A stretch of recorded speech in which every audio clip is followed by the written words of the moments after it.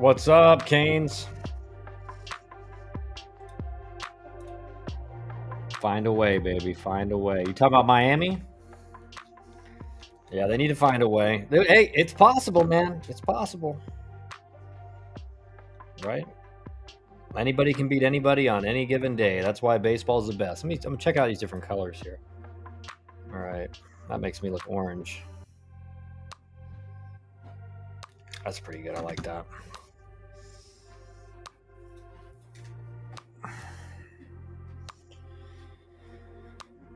Yeah, interesting. Obviously, today is important for Miami, right? On the road listening. What's up, Coog? How you doing, man? Is it Avon or Avon? I'm just gonna start saying Barksdale. What's up? Every day this show is just so good. Man, I love to hear you say that. Barksdale. Hope I'm saying that right. I appreciate it, man. I appreciate the feedback. Monty Taylor from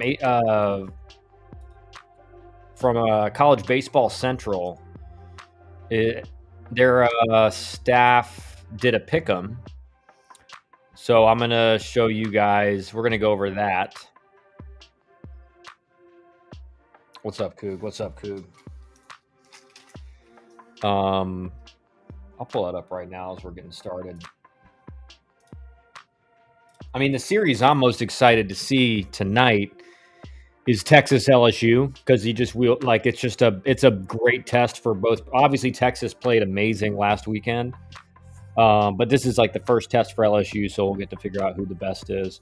Remember, guys, like any recruiting questions you guys have, right, about the process, summer ball, anything, do not hesitate to reach out. If you are, or ask in the chat. If you are interested in learning about what we do, meeting with one of us, going over our process, everything like that, scan that Get Recruited QR code in the top right-hand or top left-hand corner. My directions are not great. Top left-hand corner of the screen, scan that and fill out the form. And someone will reach out shortly and set up a meeting.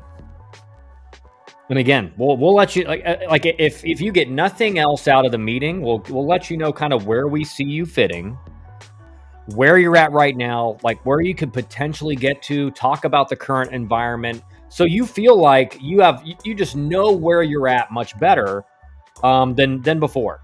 Even if you're like, you know what, at the end of this, I don't know if it's a fit for us, that's fine. But you're going to have a lot more knowledge inside your head after that meeting. Deaver, don't tell me you're a fan of The Wire. Just what I thought, you couldn't get any cooler. I don't know. Am I a fan of The Wire? I don't know. Like the show? You talking about the show? I definitely watched it some. I don't want to lie to you. And like, it's been so long. I think it was a pretty good one. Good catch. How do you pronounce it, Barksdale? Is it Avon? Is it Avon? Is it Avon? Like, spell it like it's pronounced for me, if you could. All right, so let's look at this ACC Pick'em for Week 3 of conference play. Duke, Virginia series. I don't know what the green highlights are. Maybe there's... I don't know what the green highlights are. So, I'm not sure what those are. Maybe if I click on it, no. I have no idea what the green highlights are. Oh,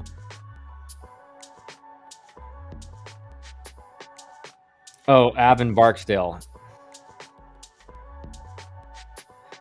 Avon, like the stuff your mom used to buy. I don't know what that is. I don't know. I still don't know how to pronounce it. So this Virginia Duke series, Duke's been inconsistent, but I'm surprised it's this unanimous. I feel like this is a pretty close series with Virginia, because Virginia's playing better, but they've kind of been up and down. NC State Pitt, that makes sense. Georgia Tech Notre Dame, I guess that makes sense. Florida State Miami, sorry Canes. UNC BC, kind of, again, like with the way UNC's played to start, I'm surprised there's not one, but I get it. Louisville VT, this should be pretty evenly split, and it is. I mean, it's a favored in Louisville to Louisville, but again, they have been playing really well. But Virginia Tech's good. Clemson and Wake, this is surprising, right? Clemson is the higher rated team, although I would tend to go Wake here. Just goes with how Wake's played versus how Clemson's played. I think Wake is playing really well right now. And I guess it is kind of a split. And then Stanford is heavily favored in their matchup against Cal. I don't like that logo for Cal. I was sitting there trying to figure out what that was for a second. I'm like, is that a golden bear in the middle? I thought you understood the reference of his name. My bad. I didn't. I actually didn't. Like, I'm not going to lie to you guys. Like, I just thought that was like his name. Guess I know. Now I know. Now I know it's not. I thought that was his name.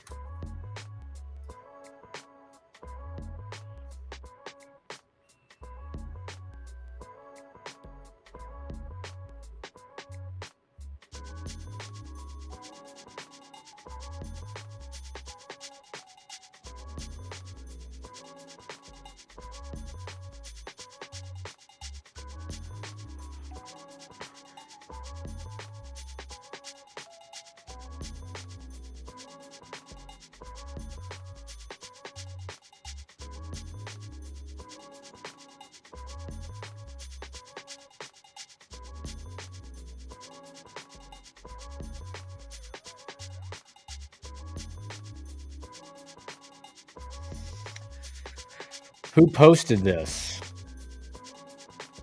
I gotta turn this music down. It's like some of the like I told you guys, like the music on the stream, like it's like it's just like you click on like a theme and it just plays random music. This is unbearable to listen to in my headphones. Who posted what, Coog? Oh, who posted that? Are you talking about that's College Baseball Central?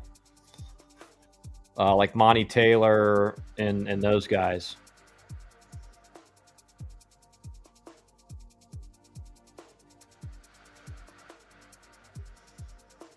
All right, let's go to D1 Baseball. Let's see what, or at least their Twitter feeds. Let's go to our boy Kendall Rogers feeds and see what he's up to, what he's posting about.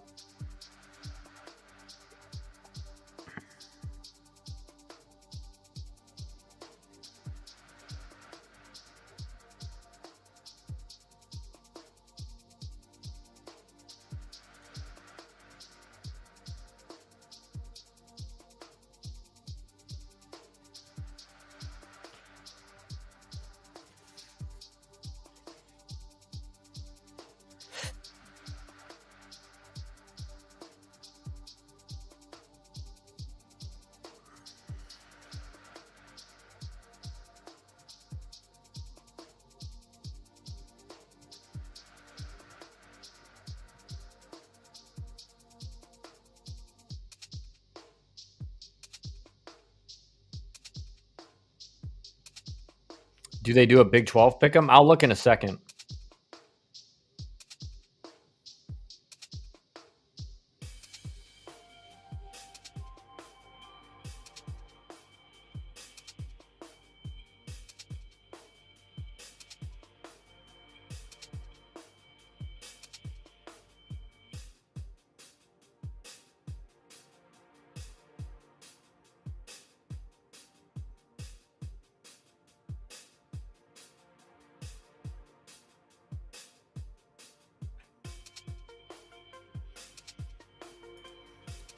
All right, let me see if they do a Big 12.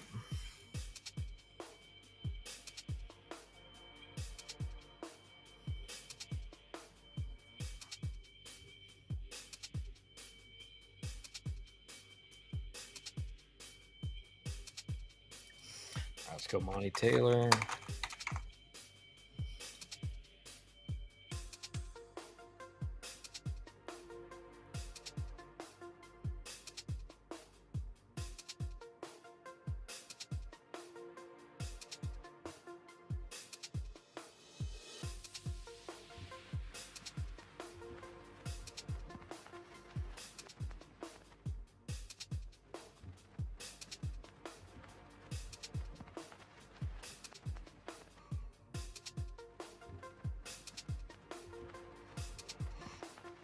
Looking for the pick'em. Maybe if they have a Big 12 pick'em.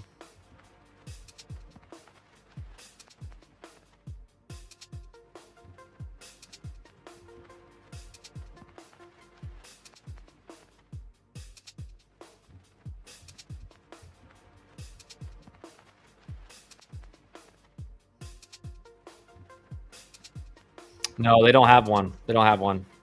I know they do a lot of ACC stuff. I know they have people covering everything, but like I follow Monty Taylor, and he's like the ACC guy for them. So I don't. But I went through the College Baseball Central, and I didn't see anything for it. Um,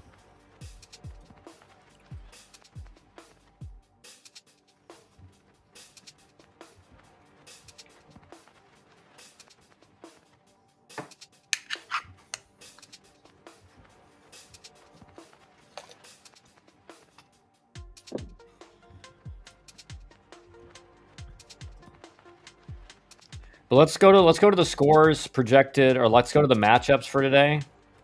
Obviously, we had 3 games last night. Florida State beat Miami. Alabama beat Tennessee. The Fighting Rob Vaughns are just balling. But it was a really close game. I mean, it was like could have gone either way. Tennessee didn't play bad. They just had one bad inning. And then A&M lost to Vandy. So 3 games last night. I mean, there's more than that, but that was kind of, the big games of the night. Let's pull this up for you guys. So again, top 25 matchups, Louisville, Virginia Tech. This will be a really close game. It's in Blacksburg. Louisville's played great to start off conference play. It would not surprise me if Virginia Tech wins this, because Virginia Tech again is just like they're a solid team, and they've played well so far. So this could go either way to me. I think Louisville may have an edge on Friday with Forbes, but I think this is just about as even split a series that you can get in the ACC. Troy and Coastal battle of the Sun Belts. This will be a great one. It's in Alabama. North Carolina, Boston College. Dude, don't this is a big weekend for North Carolina to kind of get it back on track. So, be an interesting series to watch and see how Boston College keeps playing. I mean, they've had a fine start to the year, way better start to the year than people thought, especially in conference. Wake and Clemson. This is really, this is the series of the ACC. Like 2 of the best teams in the ACC. We'll find out. Wake's on the road, but to be honest, man, with how Wake's played, I'm thinking, if I have to pick one. I think Wake may have an advantage, even though Aiden Canuck is really dealing on Friday for Clemson now. So this is going to be an even series. This is going to be a 2 out of 3. I don't see anybody sweeping. So I don't think Wake Forest gets out of this weekend undefeated. Virginia and Duke. This is a way closer series than I think people are thinking. Duke's just got to pitch, right? Because Virginia's offense is not really performing, and it was supposed to be really good. Again, remember, guys, Virginia was number 2 preseason, so they're still trying to get things going in the right direction. Find a way, Canes. Cardboard, what's up, man? It's been a little bit. Hey, Kyle, everyone, what's up, man? White House, what's up, Kyle? What's up, dude? White House is back. Another great series, dude. The SEC is you have to give it up for the SEC. It's just there's so many good series. Georgia, Florida, rivalry game in Gainesville. We'll find out this weekend if Georgia is a legit top 5 team. Their offense is legit top 5 team, right? But is their pitching going to... I saw a tweet. I won't be able to find it. But Georgia, I think, innings pitched from starters is dead last, if maybe in the Power 4, definitely in the SEC. So they're not really... Their starters are not going deep. They're using openers. And so that's the question is can that strategy be successful over the course of the SEC schedule. So this is a big one. Florida coming off this getting swept in Knoxville last weekend. So big series for both teams, and that's going to be a fun one to watch. Auburn, Kentucky in Kentucky. It's going to be tough. Ole Miss in Missouri.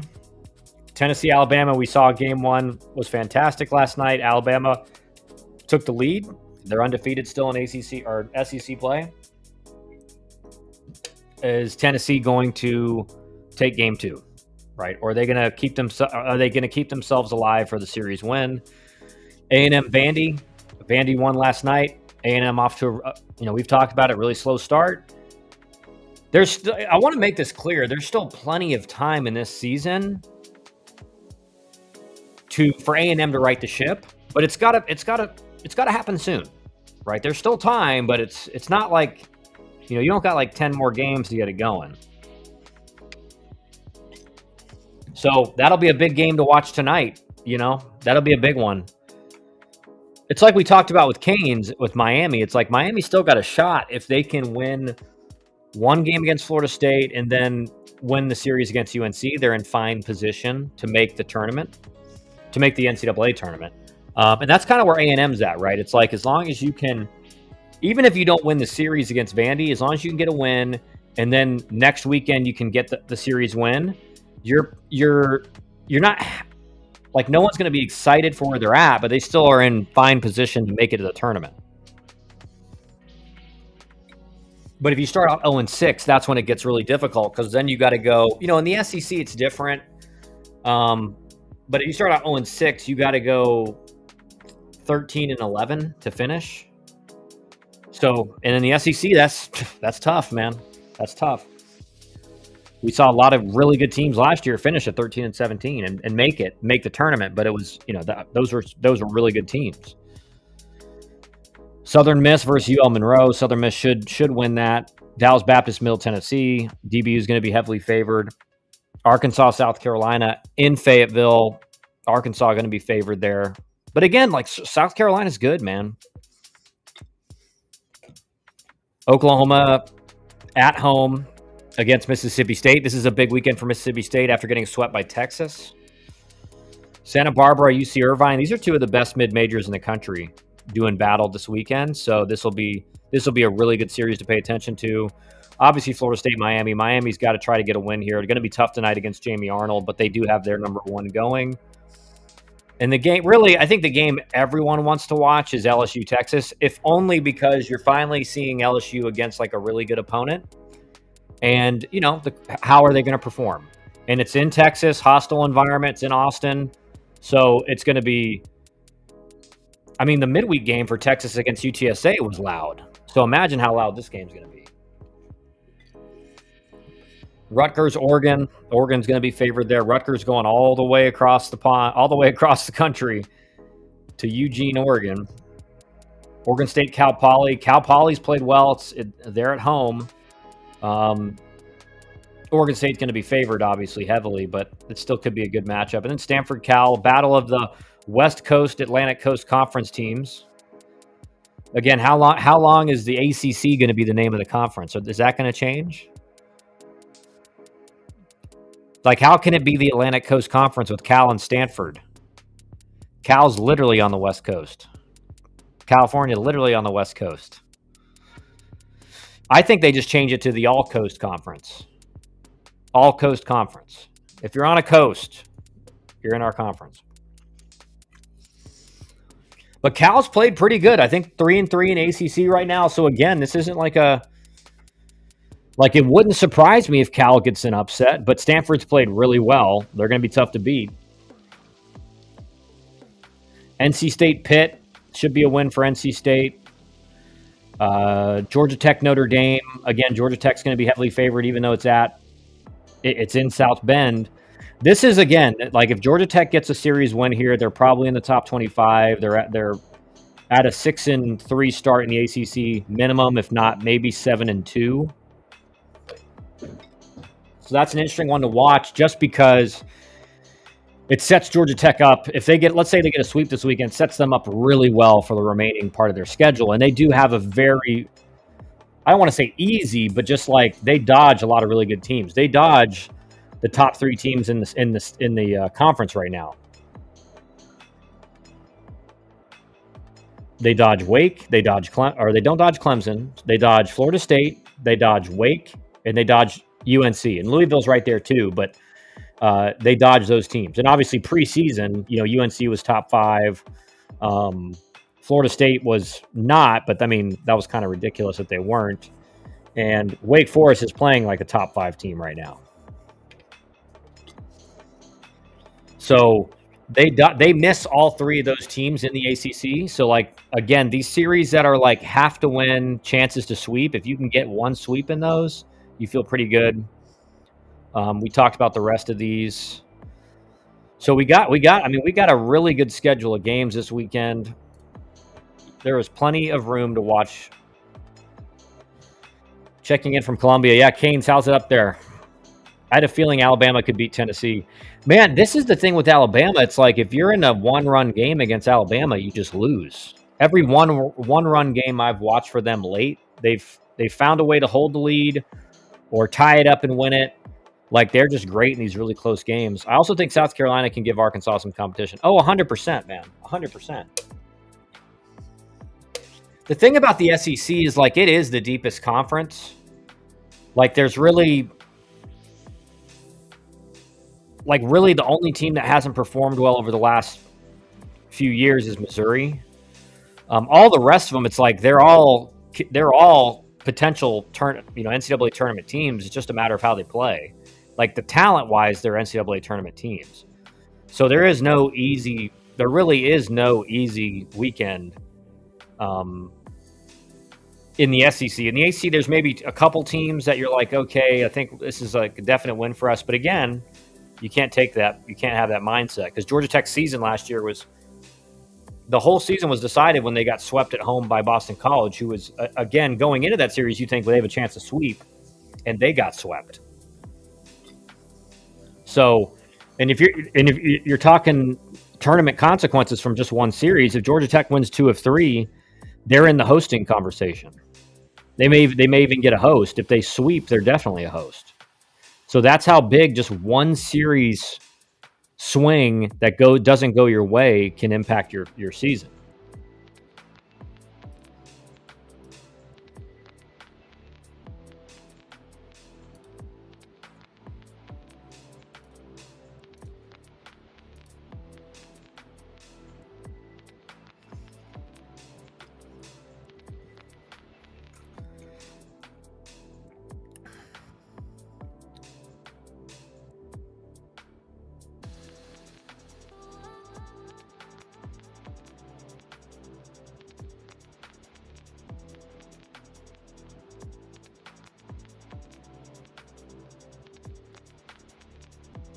Now, let's look at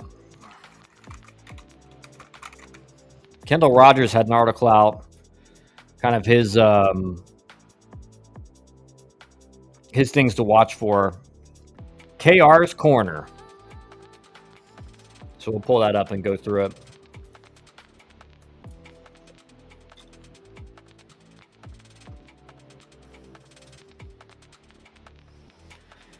Virginia and Duke is a huge series for the wrong reasons. The Cavaliers and Blue Devils entered the season with high hopes and were both top 15 teams. However, Virginia is hanging on to a top 25 ranking, and Duke is long gone after getting swept on the road by Stanford last weekend. Duke did respond nicely in the midweek with a dominant win over UConn, but there are at least a couple concerning rankings for the Devils. For instance, Chris Pollard's club is ranked 15th in the ACC in batting average with a .270 clip, so they're, second to last in batting average. The silver lining to some degree is that they rank second in home runs with 36. Wake Forest is first with 45. Duke is also ranked 13th in the league in terms of team ERA. As for the Cavaliers, they are, despite having a plethora of power, ranked 15th in homers in the ACC and 8th in terms of team batting average. Virginia head coach Brian O'Connor challenged his club entering the weekend series against the Blue Devils. You can see some of that exchange below. We'll get better because I'm going to absolutely demand it. As impassioned a post-game as you'll see from UVA coach Brian O'Connor after the loss to Richmond, owns the blame, but adds, if the effort doesn't improve, I'll find the guys that will show up. That's Brian O'Connor is like, hey, we'll make some changes if I don't see a change in effort and attitude and energy. Kyle, personal question here. Do you think what MLB said about our program in 2010, 2014 has hurt us?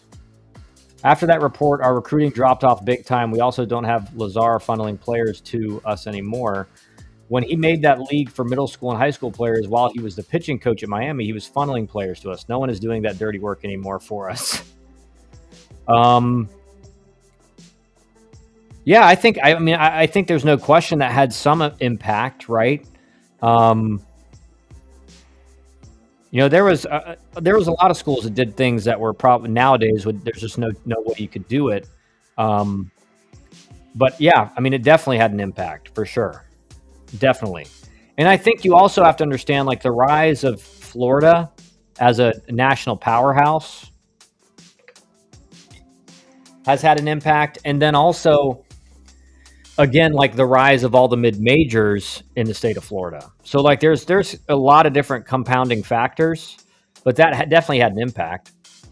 The other thing I was thinking about Tommy White. So I decided to check his stats from the minors. I believe he only 224 with a couple of home runs. Do you think some top college hitters have trouble transitioning to wood bats? Yes, for sure. It is definitely a harder transition now than when I was playing, because when I was playing, it was the dead balls, dead bats. So like as far as power and the ball jumping off your bat and everything, it didn't feel any different. And in fact, it almost in some regards felt like you had more power with wood because the ball was better. But right now in White House, you do have a lot of guys, and I'm not saying this about Tommy White because he was obviously a star, but there are a lot of guys whose power numbers will go down dramatically in pro ball because the parks are smaller in college generally, and the pitching, generally speaking, is not as good. And then also in college, with the way the ball's flying right now, like you can just barely get a ball good enough, and it's a home run in college. In pro ball, that's not going to be the case. So there's a lot of guys who are in that 10 to 15 homer range in college that will not hit for the same power at the next level. The other thing you have going on in pro ball is there's a lot of these like coaches that never played the game and are kind of just like swing coaches. And so when a guy starts to struggle in pro ball, if you don't have a guy that's been there and worked through a struggle and can talk him through his approach and how he's seeing the ball and adjustments with his approach and adjustments in the batter's box and everything like that, and a guy doesn't have that experience, you can't really coach a guy on it. And then if you're trying to make mechanical adjustments in season, I can just tell you, the vast majority of the time, that's going to make things worse. So I think what you are seeing is a couple of all those things combined. Hitters are not going to have, generally speaking, the same offensive production. Look at even at Dylan Cruz, what he did in the minor leagues. He really didn't do what you thought of as like a first hitter taken off the board to do in the pro ball. Now, he still made it to the big leagues. Like, he performed fine, but he didn't do what you expect the first college bat off the board to do, if that makes sense. And then you couple that with a lot of these hitting coaches in the minor leagues now never played the game in the minor leagues and don't know what it's like to grind every day when you're struggling, and fix a mindset, fix a mentality, fix the approach. Like my rule of thumb is that especially in the pro season,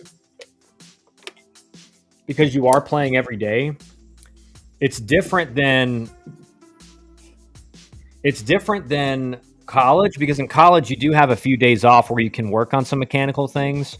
It's harder to do that in pro ball because you just play every day. And so my rule of thumb in pro ball, and I was kind of like my last season when I was in indie ball, I was kind of like a player coach. That's a lot. I was helping guys with their approach and adjustments they could make. In pro ball, because you're playing every day, like the last thing I'm going to try is a mechanical change. The first thing I'm going to try is like, I'm looking at, are you gaining enough ground in your forward move? Is your direction okay? What's your approach? What are you thinking in the box? Like, what's your mentality? Like, are you just down on yourself after the first at bat, and that's causing issues? Like, the vast majority of time when a guy's struggling, it's not a mechanical issue as much as it is like a timing issue or an approach issue, and everything like that. So I think those are all the factors we're seeing. Big West showdown with UC Irvine and Santa Barbara. LSU's lineup against the Texas pitching staff. We all thought the Longhorns would hit at a very solid clip this spring, but the pitching staff had plenty of uncertainty for good reason. So far this season, heralded Texas pitching coach Max Weiner has done a terrific job of getting absolutely every ounce out of the staff. Will that continue this weekend against a dangerous LSU lineup? The Longhorns don't have a ton of high-quality pitching depth, and last week's Mississippi State series doubleheader, being 7 innings, played right into that weakness. So I think this weekend series against the Tigers will tell us more, good or bad, about the potential with this Texas pitching staff. As one Texas program insider put it to me this week, LSU is a different animal. Freshman sensation Derek Curriel continues to do an incredible job at the plate with a .434 average, 23 walks, and 12 strikeouts. Bear Jones is hitting .424 with 8 homers and 34 RBIs. It might just be the most feared hitter in the SEC from a power standpoint. And Utah Valley transfer Danny Dickinson has made a quick transition to the SEC, hitting .368 with 6 homers and 28 RBIs. The Texas bullpen against LSU's lineup is the matchup of the weekend in my book. Zach, what's up, dude? Can Alabama close out the series against Tennessee? It was just one game, but the Crimson Tide won her Friday with a 1-0 series lead over the number 1 Volunteers after a 6-5 win on Thursday night. That was Alabama's 6th straight victory. Rob Vaughn has done a terrific job, and one of the things I pinpointed on Thursday was how the Bama bullpen matched up with Tennessee's offense. Well, in the series opener, Matt Heiberger didn't allow a run in 1 1/3 innings of work, and funky righty Carson Osmer struck out 1 in 1 1/3 shutout frames to end the game. Just like the A&M series I attended last weekend, the Alabama bullpen once again rose to the question, or the occasion, I guess. On a side note, Tennessee's ace pitcher Liam Doyle finally looked human as he was hit around a little bit at times, striking out 9, walking 4, and allowing 6 runs in 6 innings. Alabama hasn't won the series just yet, but I continue to like its vibe a lot, sitting at 22-1 after the victory. West Virginia has a chance to make a big statement. Although some new coaches are struggling so far this season, that isn't the case with new West Virginia skipper Steve Sabins, who has his club off to a fantastic 18-1 start. However, things get real this weekend in Morgantown with another red-hot team, Arizona, coming to town. Yes, the Mountaineers won a game for Oklahoma State last weekend, but it was not a true road series. Some around West Virginia have taken issue with us not having them in the top 25 just yet, but let's not forget that of the 19 games West Virginia has played so far this season, only 5 of those have been against teams with a winning record. That's absolutely not to say the Mountaineers...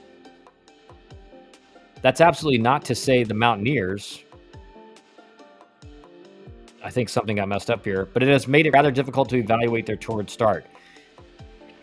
So again, they're just going to get tested this weekend, really, for the first time in Kendall Rogers' eyes. Wake Forest, Logan Lunsford on the road against Clemson. The Tigers have a solid offensive lineup, and Lunsford has been unreal so far this season. So something must give this weekend down at Clemson. After having one of the nation's best in Chase Burns last season, the Deacs once again are doing some wonders, this time with the Missouri transfer right-handed pitcher. Lunsford, a 5'10", 190-pounder, had an ERA of 6 or higher in each of the last 2 seasons at Missouri, but has been a different pitcher under the tutelage of Wake pitching coach Corey Muscara. Lunsford has struck out 50 and walked 9 in 27 innings, while teaming him at a 110 clip and has a ridiculous 1.3 ERA. Lunsford has topped out at 94 with his fastball this season, while the upper 70s, low 80s changeup and mid-70s curveball have generated serious whiff rates. Per Synergy, the changeup has a 63% whiff rate, while the curveball has a 71% whiff rate. Additionally, Lunsford's slider has a 45% whiff rate. Those are incredible figures. Now we'll see how he does on the road. Maybe we will lose 5-1 today. Hashtag moral victories. Yeah, maybe you'll win. Florida will need to win a huge series without Liam Peterson. One of the biggest surprises entering the weekend was when the SEC released the participation report on Florida, and that Florida sophomore ace right-handed pitcher Liam Peterson was listed as out for the weekend. Peterson had started 5 games and tallied a 2.1 ERA and 25 innings of work, along with 42 strikeouts and 9 walks.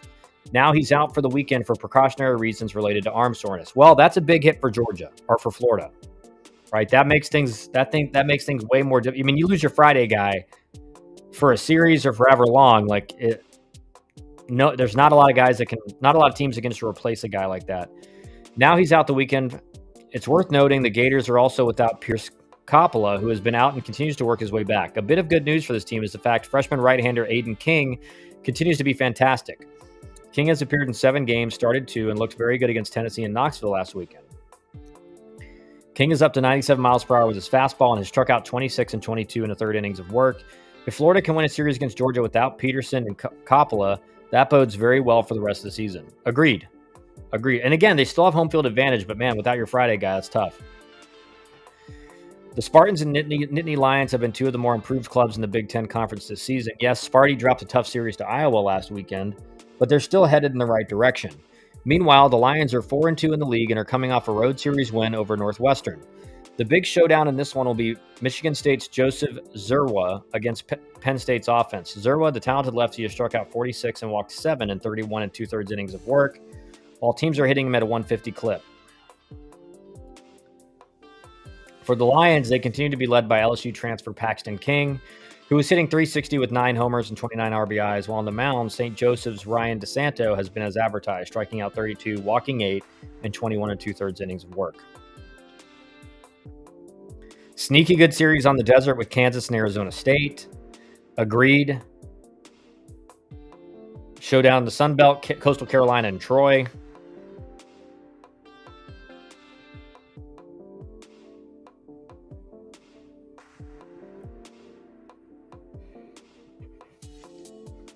So that's Kendall Rogers. Things to watch this weekend.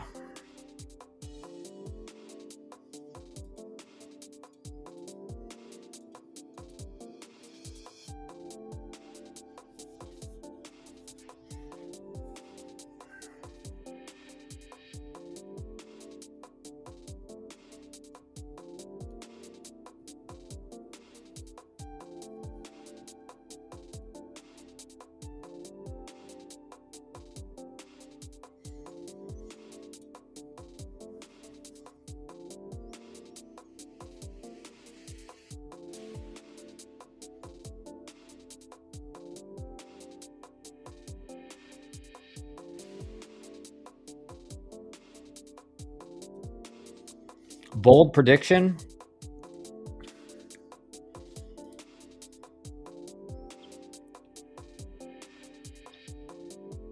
My bold prediction maybe for the weekend is that Virginia Tech beats Louisville. White House, do you know who has the toughest schedule in the country? The issue with that, White House, my guy White House, is like you don't really know who has the toughest schedule until the season's over, right? Like the toughest schedule on paper, you know, if you looked at the beginning of the season, there's a lot of teams who are ranked really high that aren't ranked anymore or barely hanging on to a ranking. So it's tough to say right now who's got the toughest schedule. I'm sure, you know, Canes or Zach or you guys could go on that, what the website you guys use, and it could show you who's got the toughest strength of schedule right now.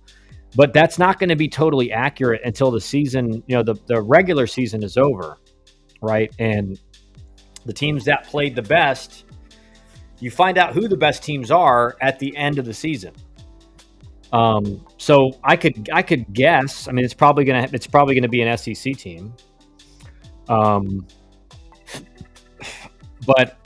I don't know who's got the toughest schedule yet because you really don't know at this stage in the season. Now, 5 weeks from now, you could probably guess.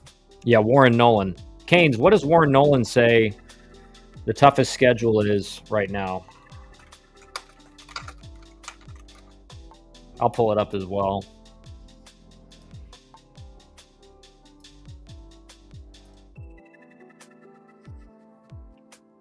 Right now it says Xavier. And they're basically what they're looking at. The ranking is certified. And again, this is not 100% accurate because it's just going off of opponent's win percentage, right? Which is, there is something to that, right? There's something to that. But like, if you look at opponent's win percentage, especially if you look at a lot of SEC teams that are really good, if you just looked at their win percentage, you're like, oh, they're not that great, but they're better teams than a lot of these teams that are you know, other schools are playing. They're not on the caliber of a lot of the SEC and ACC schools. So strength of schedule to me, you like at the end of the season, you know who had the toughest thing. We got 40 on here with me, Dust. 6 on YouTube though. You're right. We got to get these numbers up on YouTube, man. We're talking about just the weekend outlook, and right now we're talking about strength of schedule. And what I'm saying is that you really at this point, like A&M was the number 1 preseason team, so every team that had them on their schedule, you're like, okay, that's a tough opponent, but now they're not even ranked, right? So at the end of the season, or a few weeks before the end of the season, you have a general idea of, all right, who are the strongest teams, and then you just kind of look at people's schedules and say, all right, they faced like 6 top 10 teams. That's a pretty tough schedule.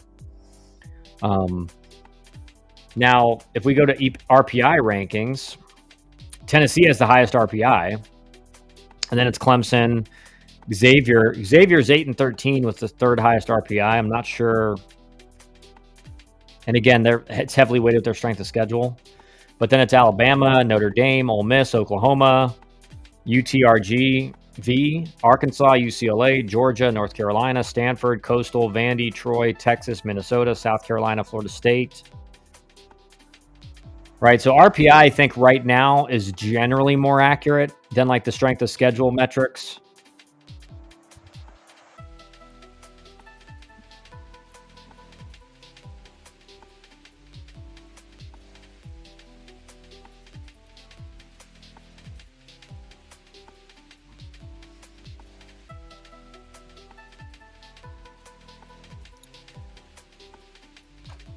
Right now, the 5 that are, according to Warren Nolan, the 5 schools that are just outside the top 25 are UC Irvine. And again, this is Warren Nolan, are UC Irvine, Troy, Arizona, UCLA, and Georgia Tech.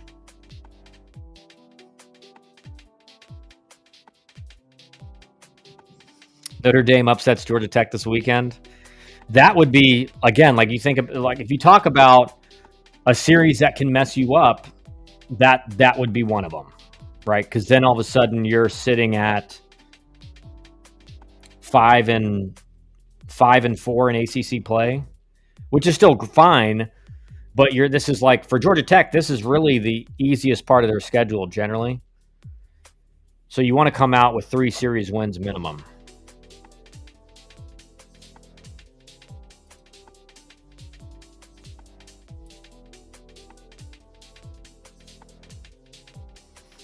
Right now in ACC play, according to, and I'll pull these up for you guys, even though you're probably not going to be able to see it very well.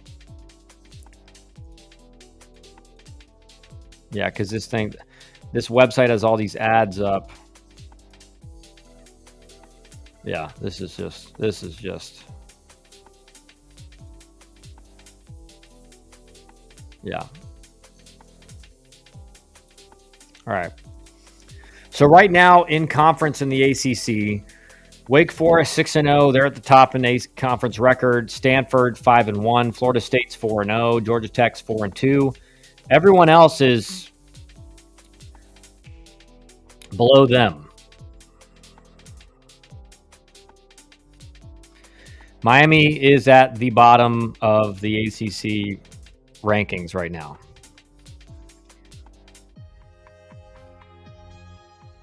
I don't think it's impossible, Zach. Pretty good arms, 3 to 4 good hitters for Notre Dame. Going to be cold, long travel. Yeah, South Bend this early in the year it can be miserable up there because it's not only going to be cold, but there's usually a lot of wind. And let's look up Notre Dame's numbers so far. It like don't get me wrong, South Bend is like, especially early in the year. If it's like, well, let's look it up right now. Let's look up what the weather is supposed to look like in South Bend, Indiana.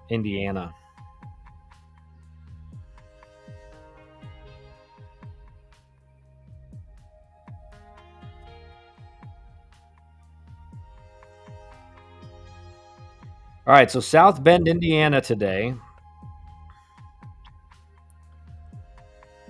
at game time will be in the low 50s, getting into the high 40s. Wind gusts expected up to 34 miles an hour. Saturday, it will be even colder. Sunday, it will be even colder with wind. And it looks like there's going to be rain on Sunday. I think there's a chance you could see a doubleheader on Saturday, which again is not great for potential sweeps for either teams because it's tough to win both games of a doubleheader. It just is. Because let's say you throw a bullpen guy one inning in the first game of the doubleheader, you're not going to pitch him again in the second game. So you don't have the ability to say, all right, we'll throw him one today and then he'll be able to rest overnight and he can throw him one tomorrow. You can't do that. So doubleheader really hurts your bullpen usage because you can only use one guy once. So you have to, like, your go-to guys, you have to try to get 2 or 3 innings out of them in one of the games. And really what you hope is that your starter can give you a complete game in one of those. But I don't think Georgia Tech has a guy on the weekend, Saturday or Sunday, that you're gonna expect that from. But let's look at the stats for Notre Dame.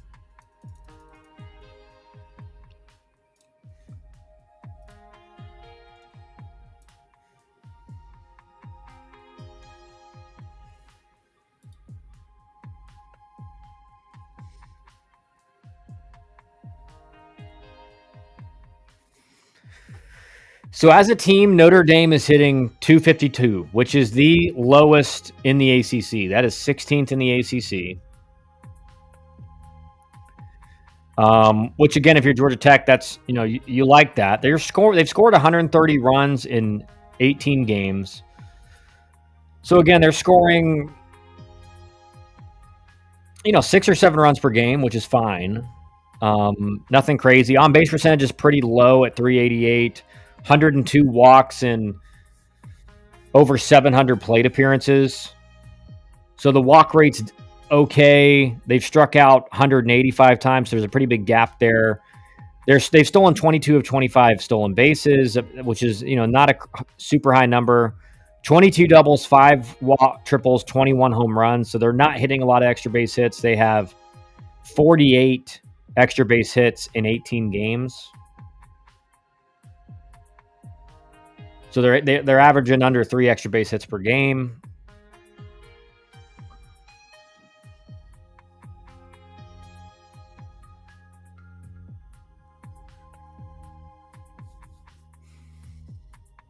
So offensively, like Dusty said, a few good hitters, but as a whole, they're not hitting very well. I mean, 252 combined average. This is actually a huge weekend for an understated way for Georgia Tech. If they can sweep, they've made up for their pit loss and are back on track. Yeah. I think if let's say Georgia Tech wins 2 of 3, and it depends on what happens in game 3, right? If you're in a situation where you should sweep, you're ahead early and you don't. Those are going to be two. Even if you don't sweep Notre Dame and you go 2 of 3, you're going to be thinking back to that Pitt game on Sunday. It's like, is that one game going to be the difference in us being a host or not? Notre Dame doesn't lose home series. The weather has been our nemesis this week. We've had to cancel 3 games. Yeah, that's brutal. All right, let's look at the pitching numbers. So for Notre Dame,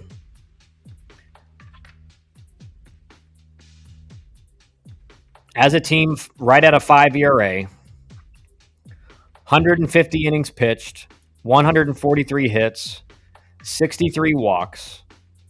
So, they're at a good 1.3-ish whip, 1.4-ish whip, which is fine. That's solid.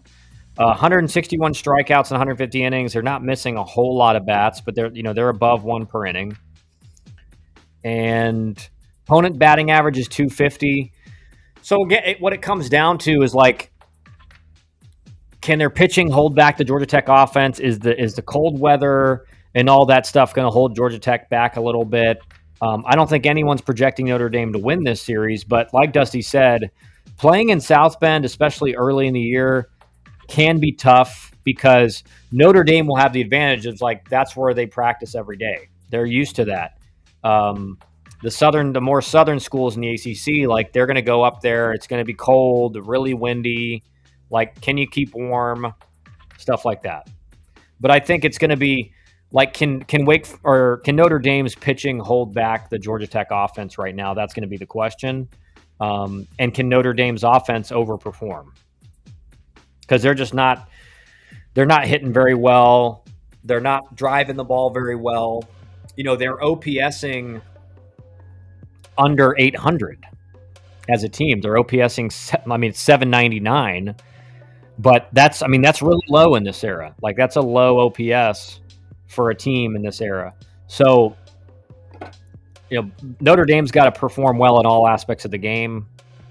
They've only made 16 errors in 18 games, but you're on turf. So it's like, when you're on turf, it's generally speaking, you should be making less errors than your opponents. So it'll be interesting to watch. It'll be an interesting series.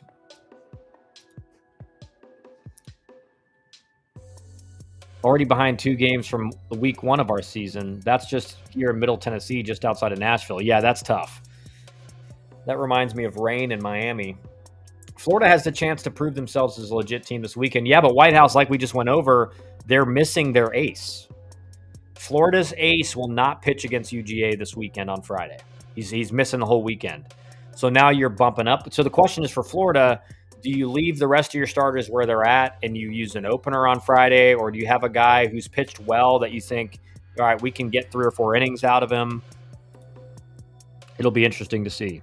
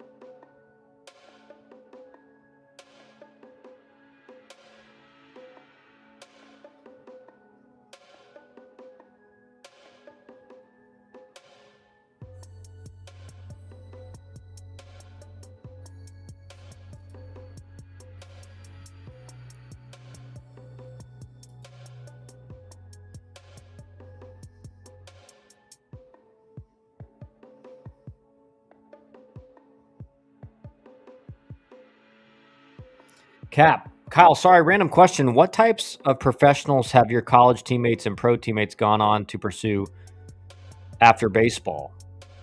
A lot of people in tech sales or the tech world, all over. But I mean, again, the Georgia Tech degree, a lot of my college teammates are all doing really well just because it's a great business school. There's a lot of guys like Georgia Tech, and Danny Hall in particular does a great job of like helping his former players out, hooking them up with some of his other older former players who are higher up in companies and helping them get their foot in the door. But like my twin brother is high up in tech sales, Dusty's in tech sales, and so a lot of guys are just in the business world in general and like corporate world, doing really well. And then the engineering guys, who again, there's not as many guys on the baseball team that are doing engineering, but they all, obviously end up doing pretty well with their engineering degree as well, because Georgia Tech is one of the highest respected engineering schools in the world. So that's the benefit of going to a Georgia Tech is, that if baseball doesn't work out, like you're still set up for big time success in life, and everything like that. So yeah, I hope that answers the question. Shut up, Dusty. I'm not sure if it's any of your business announcing my personal matters over the stream. It's on your LinkedIn page, right? Remember when the Overton window? No.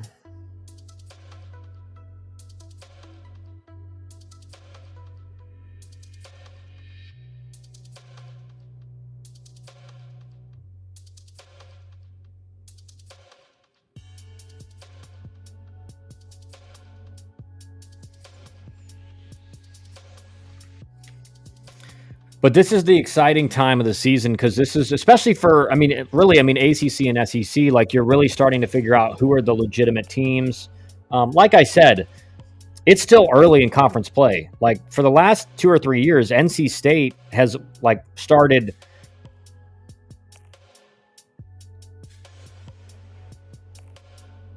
really, really slow in conference. And you're thinking, man, like they're not playing well. And then all of a sudden they just dominate the final 6 series of conference play. And they end up getting a hosting spot in their national seed or everything like that. So for any of you guys out there, like with how bad some teams have started out in the ACC and the SEC, like the season ain't over yet. Is the path harder now? Yes.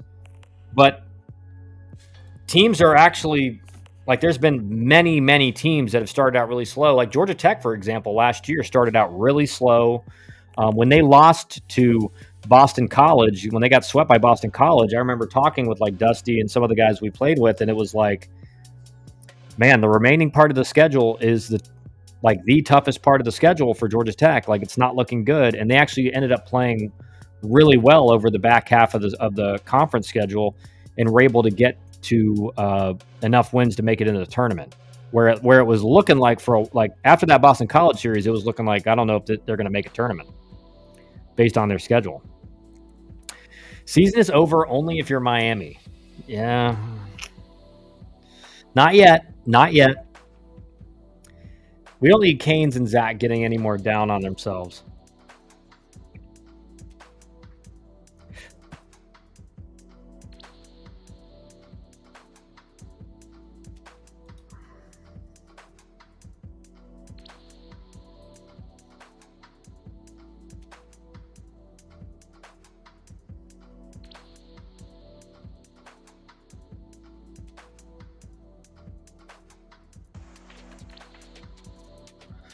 So here's a play from the Alabama and Tennessee game last night that could have been the difference in the game. So, okay, runners in first and second, no outs.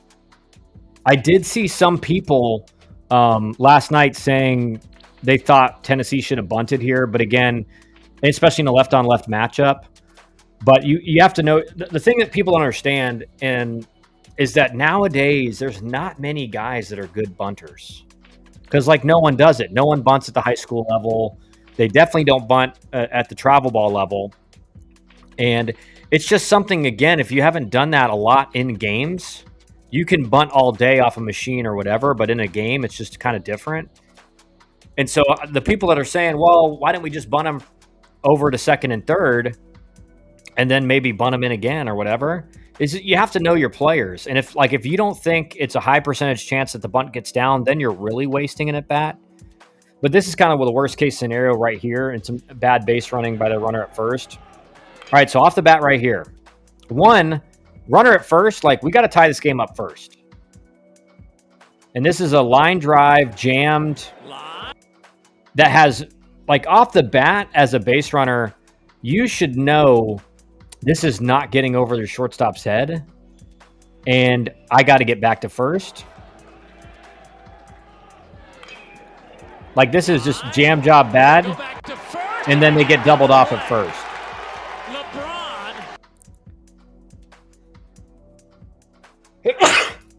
Excuse me.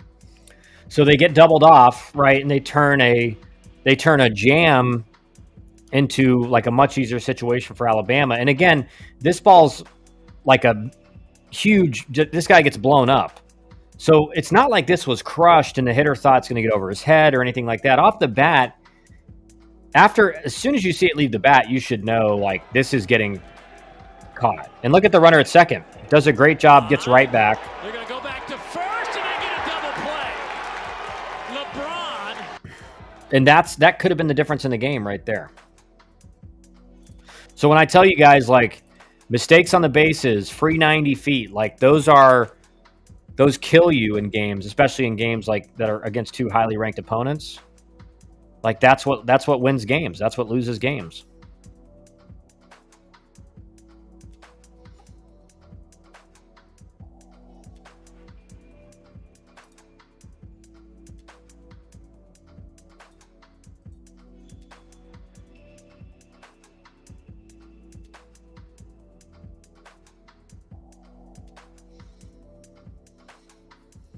It's a war between me and you now, Dusty. Yeah, I know. Like Dusty's trying to stir the spot.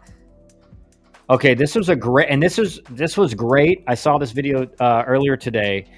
This is Jim Schlossnagel talking about how do you build a disciplined approach with the team, right? That's something that he's always been known for. His teams have really good approaches. They take walks. They're very good plate discipline, and this is him talking about it.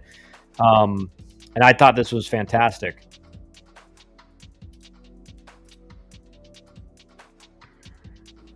We're literally in every single underhand flip or work in the cage is you watch them hit and they hold each other accountable. Hey, was that a strike? Why'd you swing? That's a ball? You know, why'd you swing? Hey, it's a strike. Why'd you take it? You know, and so we just most of our hitting we would consider two-strike hitting. So you know, we don't make like these big physical adjustments normally. Some players may, but you can hit a homer on two strikes just as much as you can with no strikes. And so just the compounding effect of doing the same thing right every single day over the course of time usually gets us there. So basically, he's like in BP, in front toss, in inner squads. Like we're constantly saying, that was a ball. Why'd you swing at it? Or that was a strike. Why'd you take? Right. So like, and he said basically he's saying in this clip is that like we just ingrain that in them so that like they're holding each other accountable. Like they're in BP saying, hey, that was a ball. Why'd you swing? And that's how you build it. And a lot of times in BP, you kind of just like, there's a lot of people that throw BP or coaches that are, when guys are hitting BP, they really don't pay attention to like, they just let them swing at anything. Right. And what the really good hitting coaches do is like, hey, just because it's BP doesn't mean you can't be disciplined and swinging good pitches. And, you know, that's what Slosh is saying is like in every single hitting, drill, BP, whatever we do, the emphasis on are you swinging at good pitches and are you taking bad pitches, right? Are you taking pitches out of the zone? And when you get good pitches to swing at, are you swinging? And I just thought that was really good because like that's how like people we were talking about last night, like how do you get players to buy into approach? It's like, well, you just emphasize it every single day. You ingrain it in them. And when guys are practicing in BP and they're taking pitches they should take, that's improving them. When they're doing that in inner squads, that's improving them. When they're doing that in anything, swinging a bat, like eventually, like he said, the compounding effect of doing that every single day in every drill that we do over the course of a fall and early spring, like it's going to show up. It's going to show up in the game. We don't have to worry about it. But you have to be that, you have to have that attention to detail when working with hitters and talk and ask them, hey, why'd you swing at that pitch? It's 2-0, pitch is at your neck. Why are you swinging? Are you trying to do too much? Right? Like, that's not a pitch you should ever be swinging at because you can't do anything with it. And it, like you have that conversation a few times, that guy's going to make an adjustment.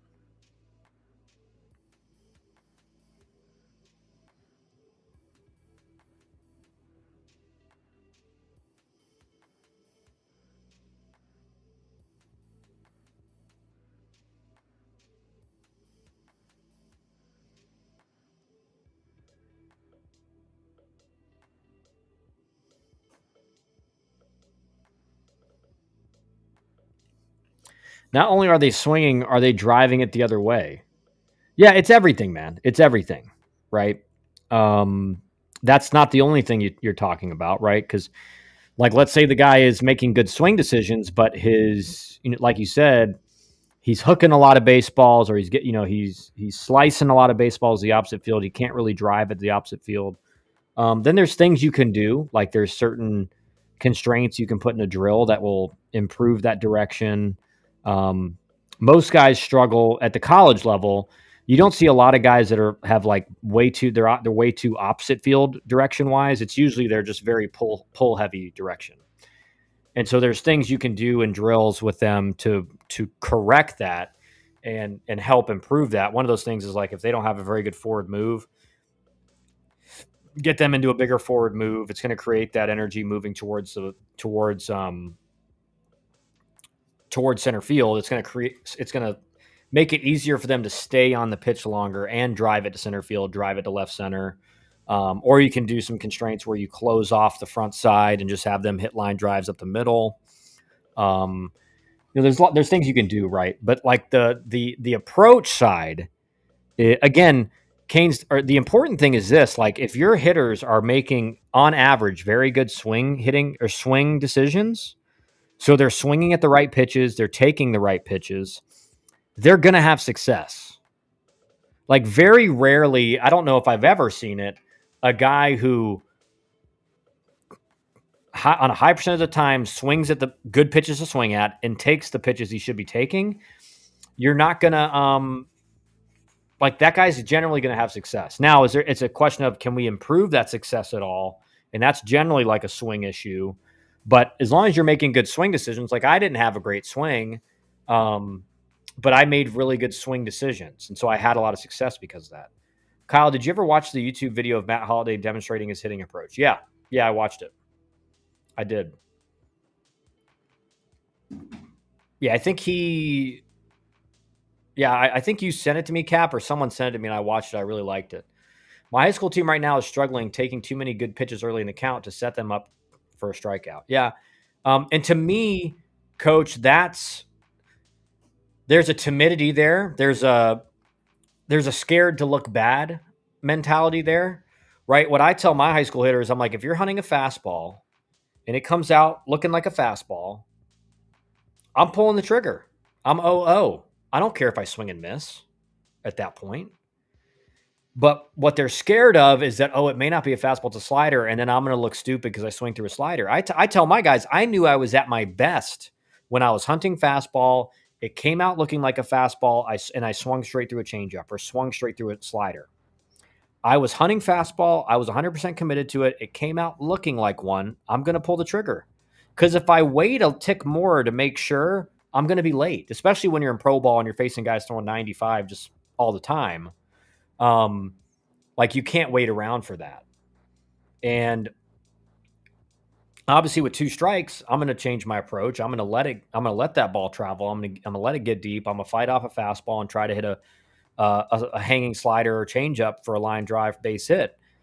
But what I see with guys that are taking really good pitches to hit, it's them scared to look bad. They're afraid if they're too aggressive, they're going to look bad and maybe coach is going to get upset. And I just take that fear right away. I'm like, guys, do not be afraid to look bad. Because generally the reason you see guys chase pitches out of the zone, I think it's actually the opposite of what people think. The reason what you find is that when you are on time and you are hunting a pitch and your timing is correct, you have more time to see it. What I see with most guys is they're timid and they're late.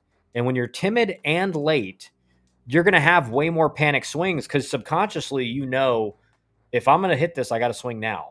And so they don't give themselves a lot of time to read the pitch. Because their timing's late, they have to swing faster, early on in the flight of the pitch. And so what they think is that, I don't want to be too aggressive because I may look bad and chase a bad pitch. But in reality, the reason they're chasing bad pitches is because they're late in their timing and they're timid. They don't want to make a decision too fast. Yeah, we're seeing a lot of cookie get me over curveballs. They're just letting it go early in the count too. And again, I think that's something. Listen, I didn't swing at a lot of first pitch breaking balls. It was I was comfortable falling behind 0-1 if that's how they were going to pitch me because I knew at some point like I'm gonna be walking a lot if they're starting me off with first pitch breaking balls. But if that's a pattern I recognize, like, hey, 4 games in a row, 3 at bats in a row, I've got a first pitch slider. Well, that 4th at bat, same pitcher as the 3rd at bat still in, I'm probably going to hunt breaking ball, right? So you have to change your approach. I sat fastball vast majority of my at bats, but when I was in certain situations and everything like that, I would sit slider in certain situations. I would sit, hey, this guy's best pitch is changeup. I would sit changeup in certain situations. So you have to be willing to change the pitch you're hunting. I think it's best to hunt a pitch early in the count. I hunted a pitch until 2 strikes. I didn't care what the count was until 2 strikes. I knew what I was looking for. And again, I had to know the pitcher. Does this guy throw the ball in ever? Or does he live on the outside part? Well, if I'm looking middle in, he's probably going to be throwing me away. I need to be looking middle away. So you have to adjust the location and the pitch based on the guy you're facing. And that's harder to do in high school because guys just don't have as good a command. So you're not like in AAA, those guys can hit this far off the plate all the time, very consistently. So in some regards, you know where the pitches are going to be, but they're just really good. Um, but I hunted a pitch until two strikes, and then two strikes, I had to let it travel, sit in between speeds so I could fight off both, and hopefully uh, adjust on one quick enough to get a base hit. But I always hunted a pitch because I think if you're up, it's like Steve Springer says. My favorite quote, one of my favorite hitting quotes, is like if you're up there trying to hit everything, you're going to hit nothing. Like no hitter is that gifted, just none. What you find, coach, if they are taking a lot of breaking balls, what I would suggest is if you do have a machine that can throw breaking balls, just have them hit in the cage or on field one day, a couple rounds of breaking balls. Because a lot of times what it is their body's not used to seeing that pitch up out of the hand, and so they just take it as a ball. They think it's a fastball for a ball. But when you hit off a machine enough, subconsciously, you'll see that pitch up and your body will be like, oh, yeah, that's a breaking ball, and they'll be much better on it. So that's something you can do. I know in high school, some places don't have a good machine that can do that. But even by throwing BP, you can say, hey, we're doing breaking balls and just start throwing them breaking balls. And that'll help. FSU 10, Miami 1. Hope I'm wrong. There's not a lot of room for error there, Zach. Not a lot of room for error there.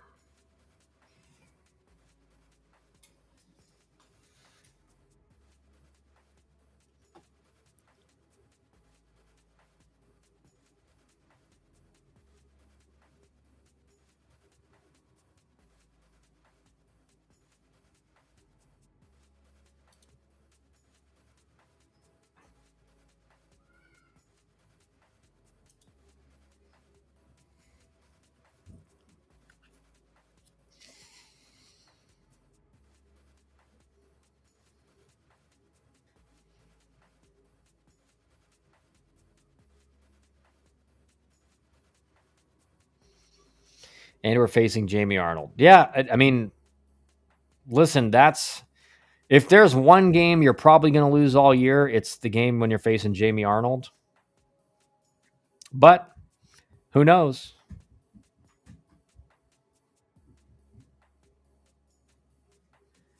Over under 10 strikeouts for our hitters against Arnold. It depends on how deep he goes.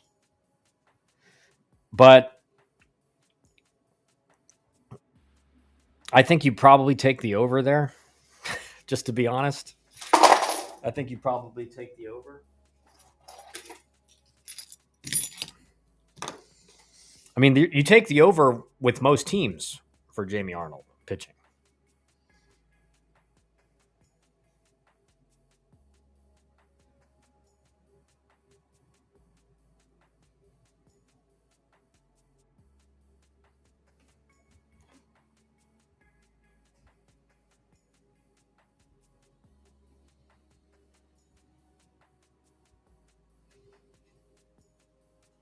I don't know if you guys saw this last night, but Andrew Fisher hit that 3-0 two-run home run to right center in the first inning. And he did this like rounding first. He did this celebration like flapping wings. And I guess I saw some people saying on social media that is something that Alabama's team has been doing. And to me, like this is where celebrations, let's say that's true. Let's say that's an Alabama thing. It's known. And Fisher was doing that to mock Alabama in the first inning. That's the issue I have with the celebrations because what he's not taking into account is like, dude, all that's doing is firing up Alabama. Like that's just firing them up. Like they're all in the dugout or on the field saying like, screw this guy. Like, let's put it on him.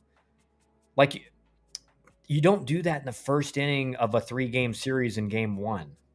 because you're just giving Alabama so much fuel when you do that, mocking them. Again, I don't know if that's true. I just saw people saying that's what it was because they had never seen him do that, I guess, which could be wrong as well. But a lot of people were saying that's what Alabama had done that the series against A&M, or maybe even earlier.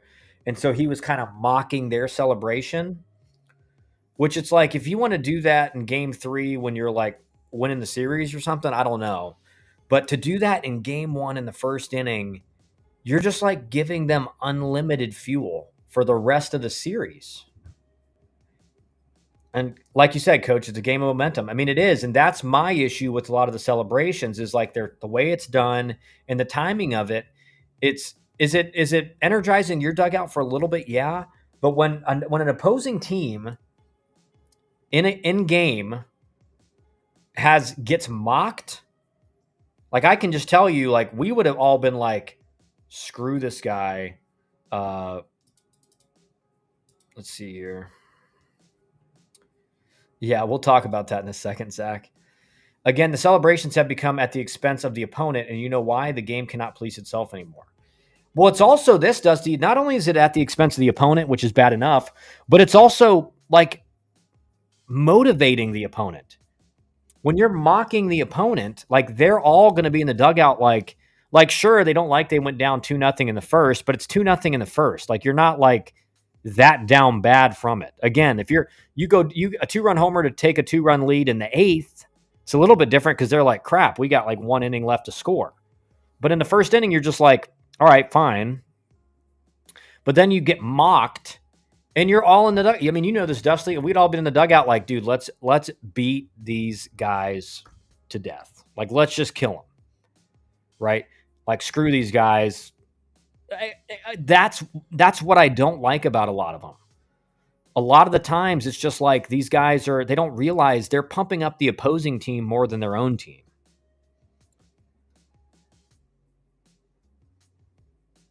The wagon was not an issue. It was 3-1 and getting the team fired up. I agree it was 3-1, but to me, it's still like you're losing the game, you know? Like that's what I can't get, Canes, and I'll show you guys this for example. So Miami was down 3-0 at this point. Fabio hits a home run, and this is what they did.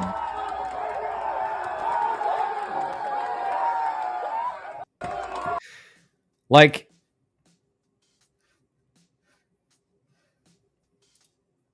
guys, they were down 2 runs at that point. You know what I mean? Like it's like I get it. It was like a close game, but like you're losing. I just found out the Perfect Game has a 10 under tournament. Yep. Do you think these studio gangster college kids would be acting this way if they thought the back of their head they would get one in the ribs? No, absolutely not. Absolutely not. Absolutely not. How to get swept 101. Yeah, it's kind of like that. The thing is, Canes, the reason it does look bad is because it's like, oh yeah, okay, it was 3-1 when that happened, but then you end up getting run ruled. You know, so it's just like, again, it's like, how about we worry about winning first, and then we can do our celebrations. I swear to God, if I was a college head coach, I would be throwing at guys, and I would be doing it admittedly so. Oh, yeah. And you know what? You'd have a lot of support. You'd have a lot of haters, but you'd have a lot of support too. It'd be probably 50-50. It is not enough to just play the game, Kyle. You have to do whatever it takes to get the proper Instagram picture. Yeah. I mean, sadly, that is what it is, right? It's like, yeah, I love college baseball, but like if you told, it's just like social media has done so much damage to our society in general, but like, look at what it's done to baseball. You know, it's like these crazy celebrations when you're like losing a game. And that's my issue. My issue is that like the mission is to win the game. Why can't we do like a cool celebration after we win as a team? But it's all just like individual success celebrations.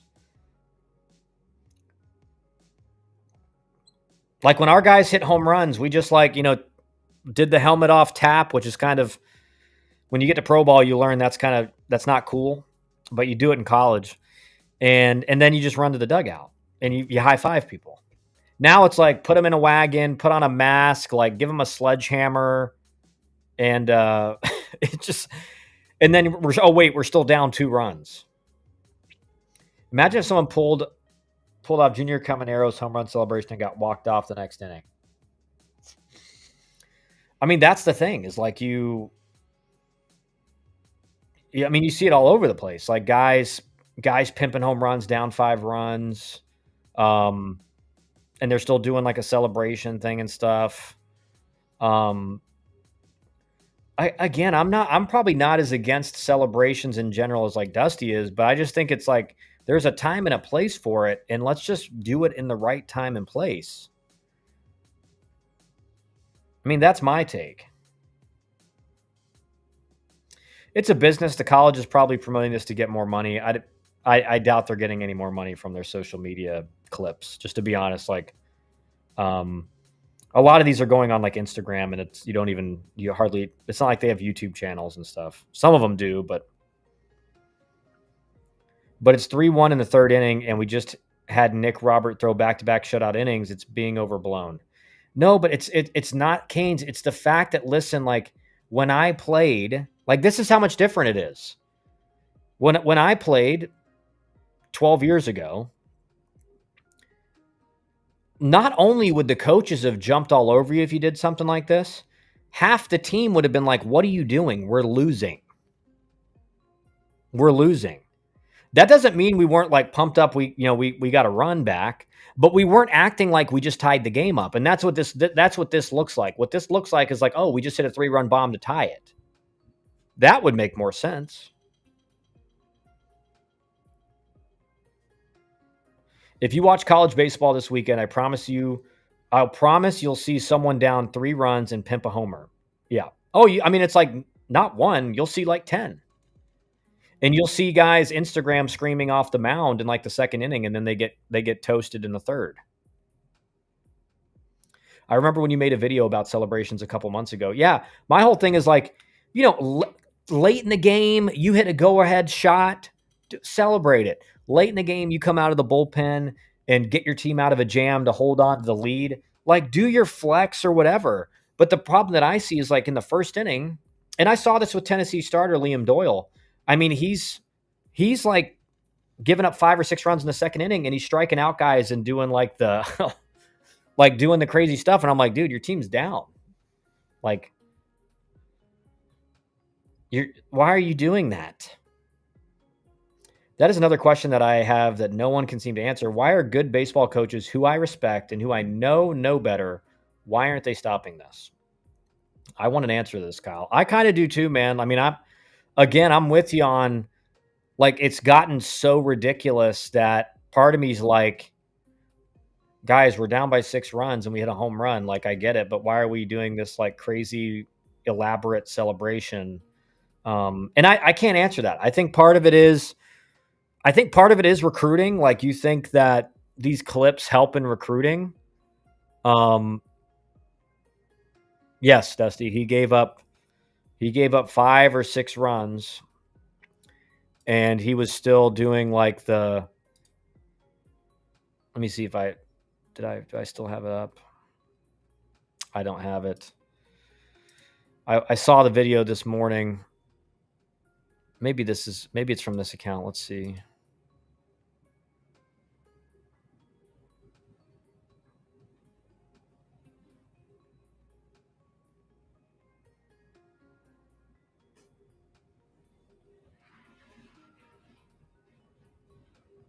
All right, so here we go, Dustin. Here it is.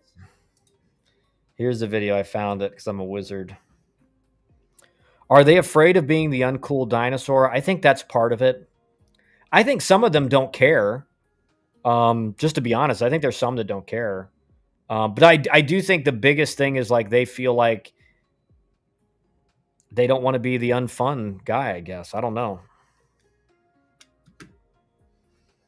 We'll watch this, and then I gotta end it. We'll watch this. So this is him.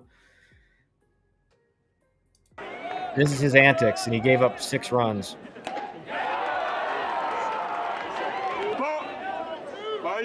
Wait, let me move this over so you can see this. Is this video going to piss me off? Yes.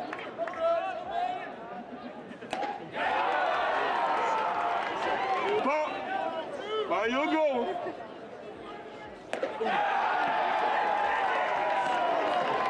Let's go now. Big moments right here now. Big moment. Nothing bad there.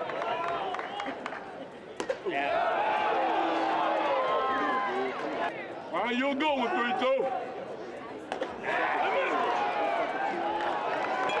It seems like you can tell when he gave up the runs, right? You can tell when he gave up the runs, because all of a sudden, all that emotion's gone.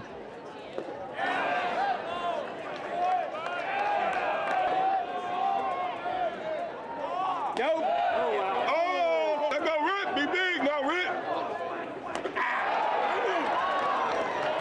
Going, we ride.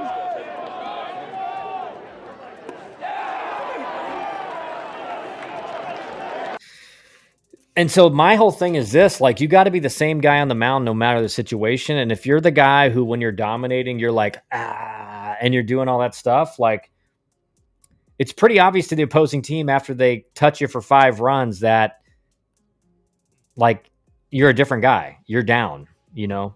And to be honest, that's really, I only saw the first 2 when I watched the video, but like that was actually pretty tame compared to what you see at a lot of people that are way, way worse than him, right? He's one of the best pitchers in college baseball. There's a lot of guys who are terrible that are doing stuff after every inning. Anyways, I got to head out, guys. I got a call. I'll see you guys later. Have a good rest of your day. We'll probably do a stream later tonight about the after a lot of these games